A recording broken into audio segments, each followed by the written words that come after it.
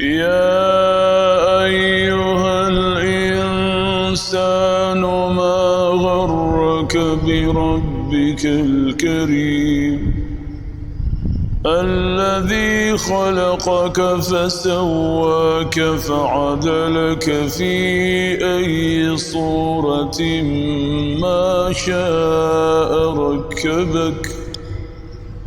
كلا بل تكذبون بالدين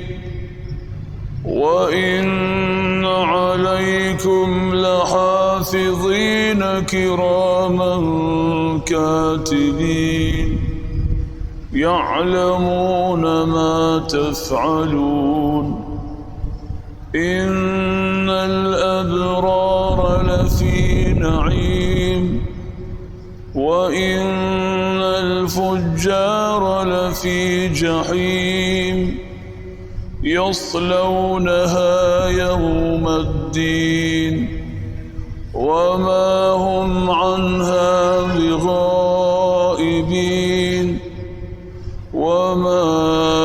أدراك ما يوم الدين ثم ما أدراك ما يوم الدين يوم لا تملك نفس لنفس شيئا والأمر يومئذ لله